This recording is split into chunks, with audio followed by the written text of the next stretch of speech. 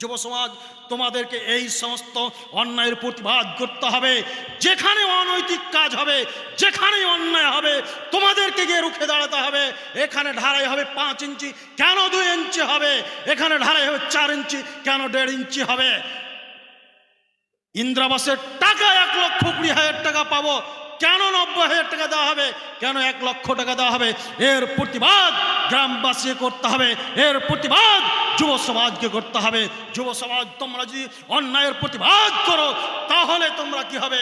এই ইসলামিক সমাজ সহজে গঠন করতে পারবে, নচেত সম্ভব নয়।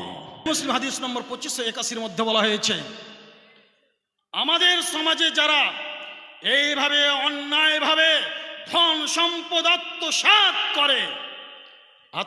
করে মনে ভাবে যে বিশাল জমি জায়গা গাড়ি বাড়ি করলাম, একবার এয়ার কন্ডিশন রুমে বসবাস করে থাকি, তার অভাব নেই, আয়েশ আরামের শেষ নেই, সে নিজেকে খুব ধন্য মনে করে। সে মনে করে আমি বিশাল কোটিপতি হয়েছি, বিশাল বড়লোক হয়েছি। মনে রাখবেন, এই পৃথিবীর মাটিতেই আপনি খুব আরাম আয়েশের সাথে জীবন যাপন করতে পারেন, কিন্তু আপনার শ্বাসটা বের হলেই আপনি বুঝতে পারবেন আপনার অবস্থা কি হবে। আবু হুরায়রা রাদিয়াল্লাহু তাআলা আনহু থেকে বর্ণিত, তিনি বলেন, রাসূল সাল্লাল্লাহু আলাইহি সাল্লাম সাহাবীদের জিজ্ঞেস করছেন, আতাদরুনা মাল মুফলিস, তোমরা কি বলতে পারো,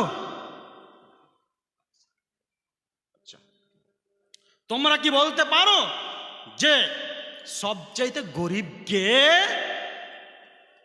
সাহাবীরা জিজ্ঞেস বলছেন, আল্লাহ রাসূল, আমাদের মধ্যে যার কোনো অর্থ সম্পদ নেই, যার কোনো টাকা পয়সা নেই, সেই হলো সবথেকে গরিব। আচ্ছা বলুন তো, আমাদের সমাজে গরিব কারা?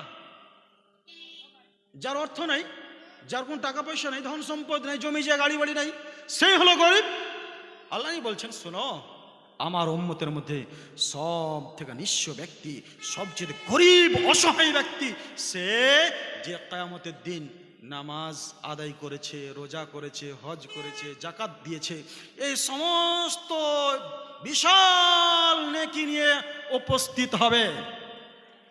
এই সমস্ত নেকি নিয়ে উপস্থিত হবে। তার সাথে সাথে কারো সম্পদ অন্যায়ভাবে আত্মসাৎ করেছে, কাউকে গালি দিয়েছে, কারো প্রতি মিথ্যা অপবাদ লাগিয়েছে, কাউকে একটা থাপ্পড় মেরেছে, কারো ধন সম্পদ অন্যায়ভাবে আত্মসাৎ করেছে, কাউকে হত্যা করেছে, এই সমস্ত পাপ নিয়ে উপস্থিত হবে। এবার একের পর এক দাবিদার আসবে। কেউ এসে বলবে, আল্লাহ, এই লোকটা আমার অর্থ সম্পদ অন্যায় আত্মসাৎ করেছে। এসে বলবে, আল্লাহ, এই লোকটা আমার ইন্দিরাবাসের 20,000 টাকা অন্যায়ভাবে আত্মসাৎ করেছে। কেউ এসে বলবে, আল্লাহ, এই লোকটা কন্ট্রোলের চাউল আমি 5 কেজি পেতাম, আমাকে 4 কেজি দিয়েছে, 1 কেজি চাউল অন্যায়ভাবে আত্মসাৎ করেছে। আল্লাহ তাআলা কি করবেন? তার নেকিগুলো কেটে কেটে কেটে কেটে ওই দাবিদারকে দিতে থাকবেন। একের পর এক যত দাবিদার আসবে, তার নেকিগুলো কেটে কেটে কেটে দিতে দিতে দিতে দিতে এক পর্যায়ে তার জাকাতের নেকি, নামাজের নেকি, সমস্ত নেকিগুলো একেবারে খতম হয়ে যাবে, শেষ হয়ে যাবে। তারপরেও কিছু দাবিদার থেকেই যাবে। তারপর তখন আল্লাহ তাআলা কি করবেন? ওই দাবিদারের, তারা যা গুনাহ করেছে, পাপ করেছে, ওদের পাপগুলো, ওদের গুনাহগুলো ওই দাবিদারের উপর থেকে, তাদের ঘাড় থেকে নিয়ে আল্লাহ তাআলা ওই ব্যক্তির উপরে চাপিয়ে দেবেন, দিয়ে পরিশেষে জাহান্নামে দেবেন। এই ব্যক্তি হলো সবচেয়ে নিঃস্ব ব্যক্তি, সবচেয়ে গরিব ব্যক্তি। ও ডিলার সাহেব, ও মেম্বার প্রধান সাহেব, আপনি ভেবেছেন আমি রাস্তা লক্ষ লক্ষ টাকা অন্যায়ভাবে আত্মসাৎ করে আর তাহাজ্জুদ পড়ে আমি জান্নাত কিনে নেব? অত সহজ নয়। এই রাস্তার হক সবার হক।